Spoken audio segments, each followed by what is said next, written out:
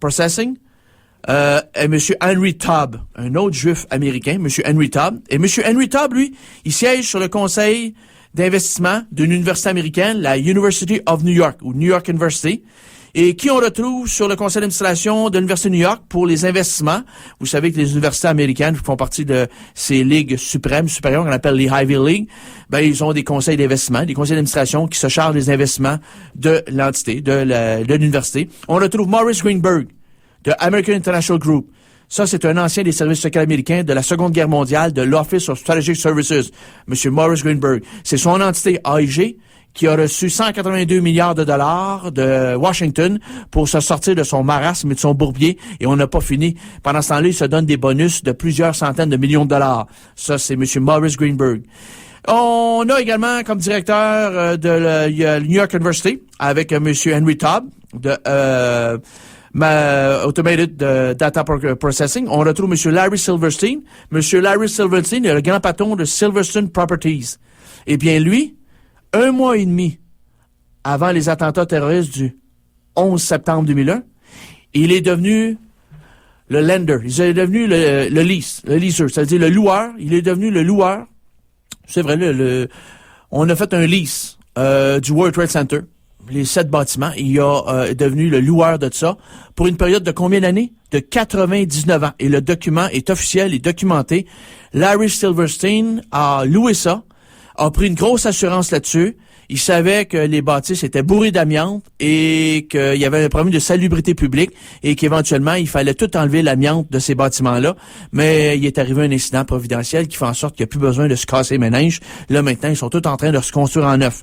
Alors, 1 mois et demi avant les attentats terroristes, il a pris un lease de 99 ans. C'est l'entité Silverstein Properties. Et ce monsieur-là, Larry Silverstein, est sur le conseil d'administration de la University of New York, qui elle-même a investi des millions de dollars dans le fonds spéculatif de Bernard Madoff. Et on retrouve également un banquier très noble, très respectueux. Sur le conseil d'administration de la University of New York, on retrouve M. Edward Rothschild. Ça, c'est de la branche française des Rothschild. Les Rothschild veulent dire bouclier rouge. Rothschild veut dire bouclier rouge. C'est une longue dynastie de banquiers depuis les années 1750 et il y a les 5 branches. 5 branches. Branche anglaise, branche autrichienne, branche allemande, branche française, branche italienne. Mais là, vous avez M. Edward Rothschild de la branche française. Il est un descendant de M. Guy de Rothschild. Et Edward de Rothschild fait partie de l'entité Rothschild et compagnie Banque en France. Et son autre frère, ça veut dire c'est son demi-frère, parce que son père a eu une seconde femme, c'est Monsieur David Rothschild. Et David, c'est le conseiller personnel de Monsieur Nicolas Sarkozy. Alors, on est entre bonne compagnie à la University of New York. Charles Bronfman, il est également le fondateur d'un fonds spéculatif en Israël qui s'appelle Claridge Israel Incorporated, qui va s'associer aux Stockton Partners de M. Harvey Kruger pour fonder un autre fonds spéculatif. Il s'appelle Renaissance Fund, dont l'un des directeurs, imaginez-vous est qui?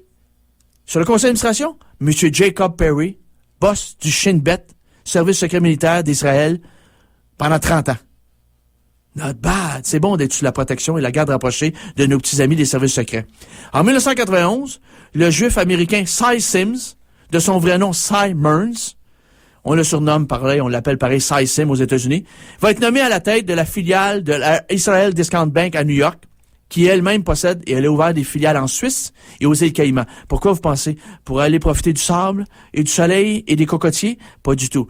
C'est pour profiter du secret bancaire et des lois très favorables qui se passent et qu'on obtient dans ces filiales de paradis fiscaux. Ben oui, voyons.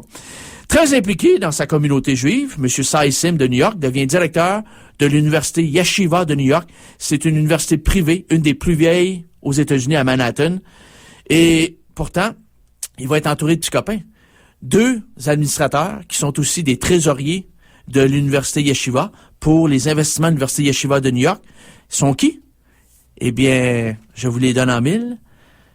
Ces 2 trésoriers-là sont M. Bernard Madoff, du fonds spéculatif Bernard Madoff Investment Securities, et l'autre, c'est M. Jacob Ezra Merkin.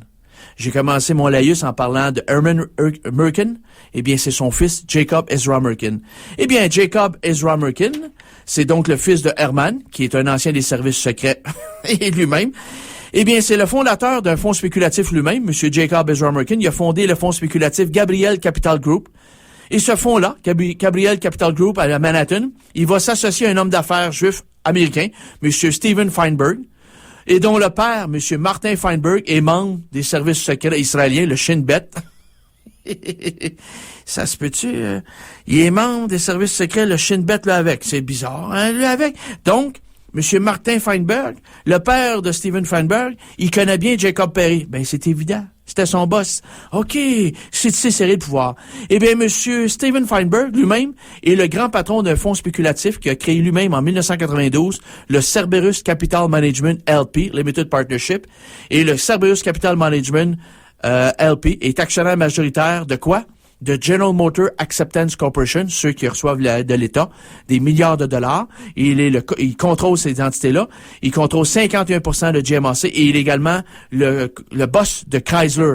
Vous avez vu qu'il y a 2 compagnies d'automobiles américains qui demandent l'aide de l'État. Et qui est derrière ça? Les services secrets, M. Steven Feinberg. Il faut pas chercher plus loin que ça. Il faut comprendre maintenant pourquoi GM et Chrysler renflent la mise. Il faut bien comprendre la situation. Eh bien, à eux deux, M. Steven Feinberg, ainsi que M. Jacob Ezra Merkin, ils vont fonder un fonds spéculatif, le Barnea SARL. Et le 24 novembre 2005, avec les accords du premier ministre israélien, M. Ariel Sharon, ainsi que son ministre des Finances, M. Ehud Olmert, qui viendra après lui, premier ministre d'Israël, la Barnea SARL va verser 500 millions de dollars à l'État d'Israël pour devenir actionnaire de la banque Leumi. Et voilà. Ils vont verser, ils vont devenir actionnaires, ils vont obtenir une cote de 10%, avec possibilité d'en avoir une autre tranche de 10% en 2008. Ben voilà, et c'est fait. Ils sont plutôt chanceux, eux autres. Ben, ce sont des bons amis de Ariel Sharon et de M. Ehud Olmert. Et voilà.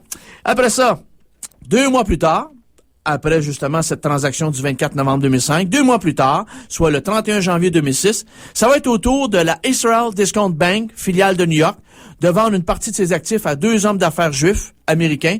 Ben, il y en a un qui était canadien et puis il est naturalisé américain. Ben, c'est qui? C'est M. Reuben Schron. Et le deuxième, M. Matthew Bronfman. M. Matthew Bronfman, c'est qui? C'est le fils de M. Edgar Bronfman Sr., qui est le frère de Samuel Steinberg, pas Steinberg, mais Samuel Bronfman de l'Empire Seagram, ici, au Canada. Seagram n'existe plus. Et ça a été vendu à Vivendi. Donc, notre ami Matthew Bronfman, lui, a bien su les traces du papa. D'ailleurs, je le dis comme ça, Matthew Bronfman est né aux États-Unis, donc non, c'est un juif américain. Il n'est pas né ici au Canada, il était né aux États-Unis. Son père a eu son fils quand il était aux États-Unis, effectivement.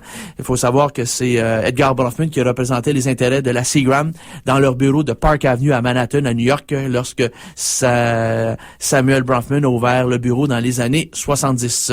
Alors voilà, donc c'est serré le pouvoir.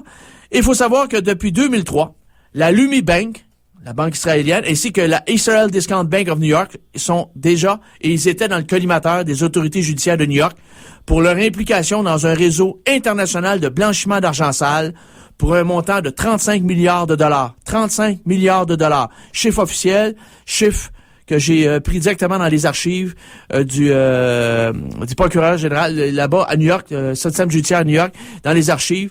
Quand vous fouillez Israel Discount Bank of New York, il y a un dossier là-dessus. Ça a été réglé avec une amende. Ils ont réglé une amende de 12 millions. Pas pire, hein? Un bon deal. C'est un bon deal. Pour régler ça, on passe à droite. Et immédiatement, pour régler tout ça, eh bien, on a Matthew Bronfman avec M. Reuben Schron qui ont pu devenir des actionnaires importants, là, à 26%. 26%. Qui détiennent de la Israel Discount Bank of New York. Ça, ce qui est étrange, ce qui est tout blanc, là, c'est que pendant les 50 années que M. Bernard Madoff a opéré son réseau pyramidal frauduleux, sa chaîne de Ponzi frauduleuse, de 1960 à aller jusqu'à 2008, Bernard Madoff a utilisé les services bancaires de toutes les institutions bancaires de Wall Street, hormis 2, la Leumi Bank et la Israel Discount Bank. Ça, c'est troublant. Il n'a jamais utilisé les services de ces 2 entités bancaires-là. Alors, poser la question, c'est y répondre. à quoi servent les deux banques en question?